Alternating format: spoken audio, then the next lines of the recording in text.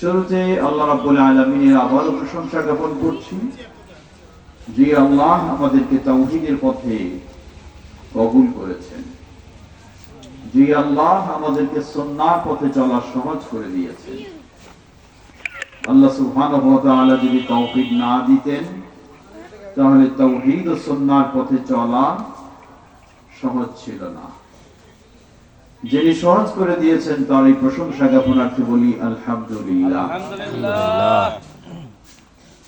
অতঃপর অসংখ্য সালাত ও সালাম পেশ করছি প্রিয় রাসূল মুহাম্মদ সাল্লাল্লাহু আলাইহি ওয়াসাল্লাম, তার আসহাবে কেরাম, আহলে বাইত, শেষ দিবস পর্যন্ত তার প্রতিটি একনিষ্ঠ অনুসারীদের।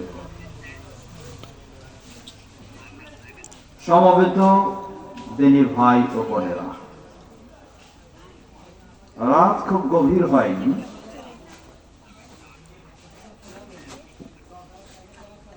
পরিবেশ ও আবহাওয়া খুব কঠিন নয়, ঠান্ডা খুব কঠিন নয়, আলহামদুলিল্লাহ হালকা এখনো রয়েছে।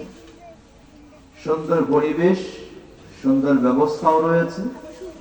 যারা এখনো বাইরে ঘোরাফেরা করছেন সকলকে আহ্বান জানাচ্ছি, ভেতরে এসে বসে একটু শোনার চেষ্টা করুন, একটু বোঝার চেষ্টা করুন।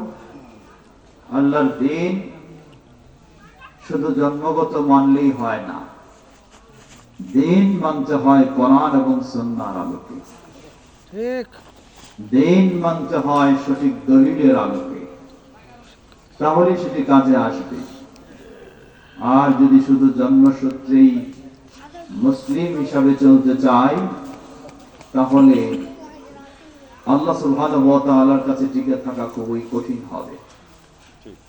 আল্লাহ আমাদের সঠিক দ্বীন জানার, মানার এবং সঠিক দ্বীনের প্রচার প্রসারের কাজ করার তৌফিক দান করুন, আমিন।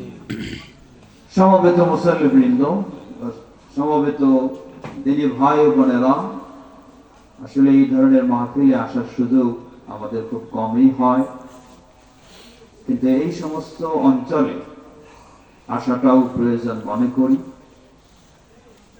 পাশেই আপনাদের মাহফিলের সীমার শেষ নেই, মানে কি অসীম বলবো না, মানে এই মাহফিলের তুলনায় সেই মাহফিলের সীমার শেষ নেই। বুঝেছেন তো না বুঝেন নাই? মানুষের অভাবও নাই, আর খাজা গাজা কোনো কিছুরই ভেদাভেদ নাই, সবকিছুই পাওয়া যায়। এখন তো আপনারা কাছের দেশের মানুষ, বল ফকির, কাছের দেশ বলতে বুঝালাম কুষ্টিয়া আর ফরিদপুর তো খুব দূরে না, তাই না? সেই দিক থেকে কাছের বলছি। আল্লাহ রাব্বুল আলামিন এমনই কঠিন পরিবেশে পরিস্থিতিতে আল জামিআতুস সালাফিয়া এখানে প্রতিষ্ঠা করার সুযোগ দিয়েছেন, এটি আল্লাহর অনেক বড় নিয়ামত। বলুন আলহামদুলিল্লাহ। অনেক বড় আল জামিআ আস-সালাফিয়া, এটিকে যদি মানুষ চিনে তাহলে অনেক মানুষ এটিকে মেনে নিতে পারবে না। বলবেন এটা কেন, কিভাবে বললেন?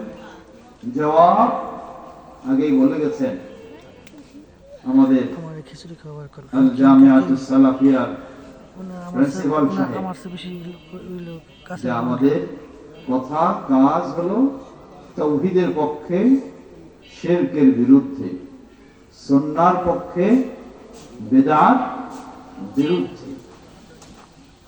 আজকে আমাদের সামাজিক ইসলাম আর কোরআন সুন্নাহর ইসলাম দুটো কিন্তু এক নয়। এজন্যই সে কথাটি আমি বললাম। আল জামিআতুস সালাফিয়া হলো ওই মাদ্রাসা, ওই প্রতিষ্ঠান যেখানে কোরআন এবং সুন্নাহর ইসলাম শিক্ষা দেওয়া হয়। বলুন আলহামদুলিল্লাহ।